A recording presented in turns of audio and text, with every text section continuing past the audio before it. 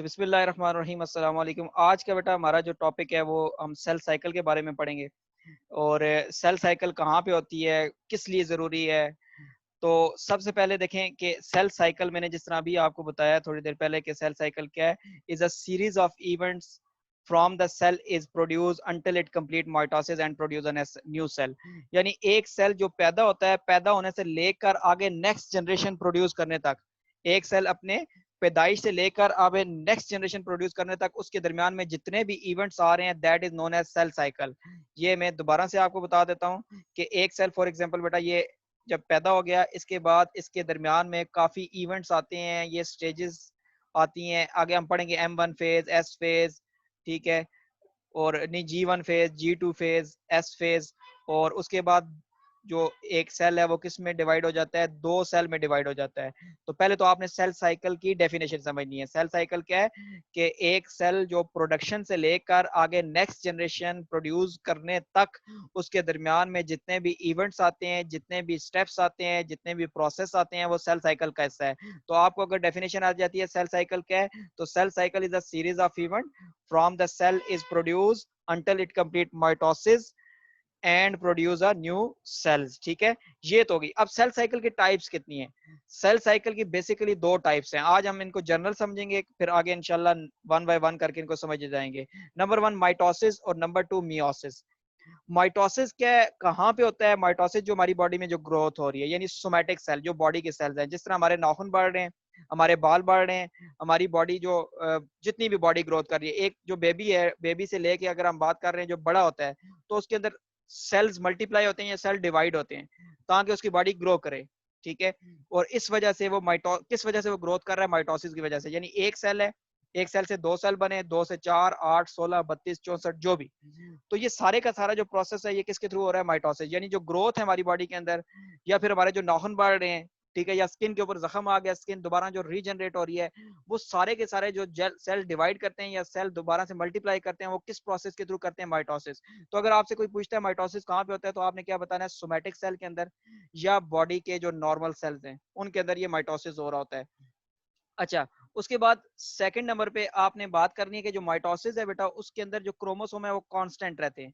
यानी अगर क्रोमोसोम, अगर पेरेंट सेल है, उसके अंदर क्रोमोसोम 46 हैं, फॉर एग्जांपल कितने हैं? 46।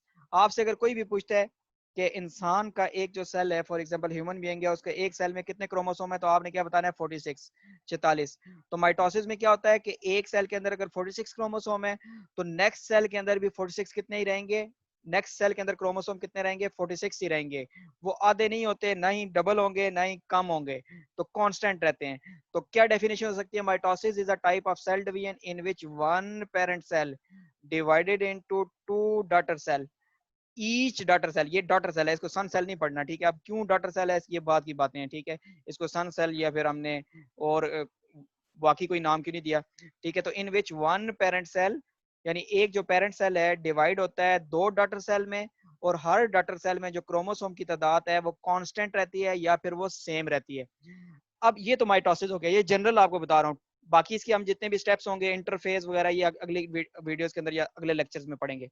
तो मियोसिस बेटा क्या है, या मियोसिस कहाँ पे होता है? मियोसिस जो है, ये रिप्रोडक्टिव जो सेल्स होते हैं हमारी बॉडी में बनते हैं, उनके या रिप्रोडक्टिव सेल्स को बनाने के लिए मियोसिस होता है। जर्म लाइन सेल्स हैं, जो जर्म लाइन सेल क्या है? जो गैमीट्स बनते हैं।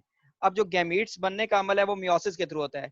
फॉर एग्जांपल अगर मेल की बात कर रहे हैं, तो मेल के अंदर जो स्पर्म बन रहे हैं वो किसके थ्रू बनते हैं? मियोसिस के थ्रू। और जो फीमेल के अंदर एग सेल बनते हैं वो किसके थ्रू बनते हैं? मियोसिस के थ्रू। यानी स्पर्म सेल बनना और एग सेल बनना, ये किसके थ्रू बनता है? मियोसिस के थ्रू बनता है। और मियोसिस के अंदर जो क्रोमोसोम हो जाते हैं वो क्या हो जाते हैं? हाफ हो जाते हैं, ठीक है, हाफ हो जाएंगे। यानी वहां पे हमने क्या लिखा है? माइटोसिस के अंदर क्रोमोसोम हमने लिखे कांस्टेंट रहेंगे, और मियोसिस के अंदर क्रोमोसोम क्या हो जाएंगे? हाफ हो जाएंगे।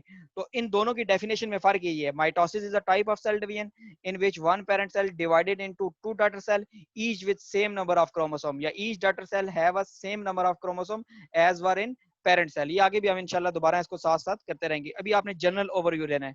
मियोसिस में क्या होता है कि एक सेल जर्म लाइन सेल के अंदर होता है, यानी गोनेड्स के अंदर ये अमल हो रहा होता है। गोनेड्स की बात कर रहे हैं, मेल्स के अंदर जो है कौन सा गोनेड्स होते हैं, ये साथ में लिख देता हूँ ताकि आपको ये भी चीज याद रखे। टेस्टिस होते हैं, ठीक है। और फीमेल के अंदर ओवरीज।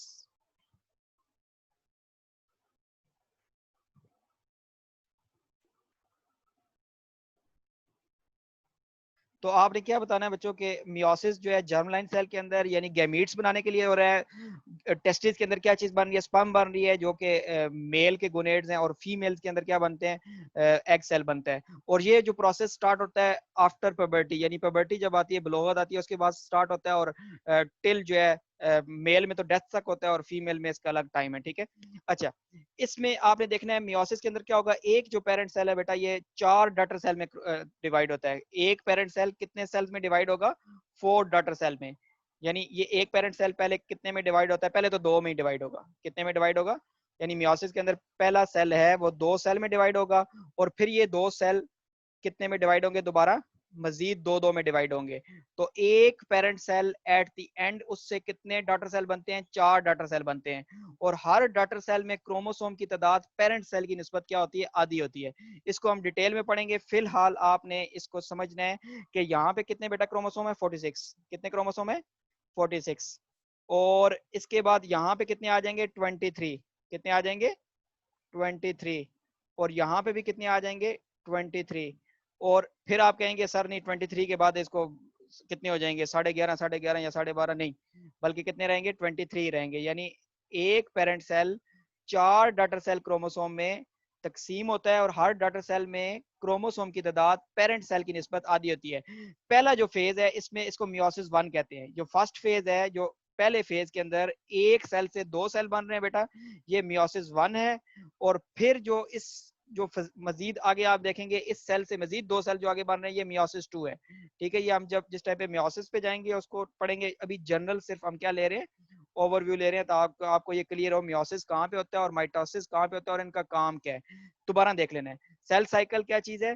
सेल साइकिल में एक जो सेल है वो आगे नेक्स्ट जनरेशन प्रोड्यूस करने तक जितने भी उसके दरमियान में बेटा इवेंट्स आते हैं, जितने भी जो स्टेप्स आते हैं, वो बेसिकली सेल साइकिल है। Cell cycle is a series of events from a cell produce until it complete mitosis and produce a new cell.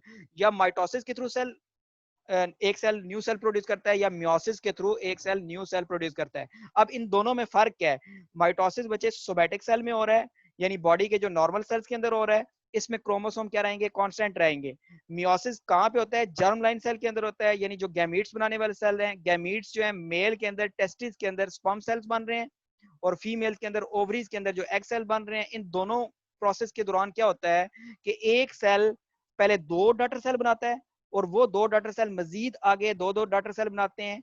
तो आपने ये याद रखना है, meiosis is a type of cell division in which one parent cell divided into 4 daughter cell each with half number of chromosome as were in parent cell. तो ये बच्चे हमारा छोटा सा आज टॉपिक था, जिसमें हमने जनरल ओवरव्यू लिया किसका, सेल साइकिल का। सेल साइकिल को भी डिटेल में नहीं पढ़ा कि G1 फेज क्या है, S फेज क्या है, G2 फेज क्या है, इंटरफेज या जो भी, ये चीजें हम बाद में पढ़ेंगे।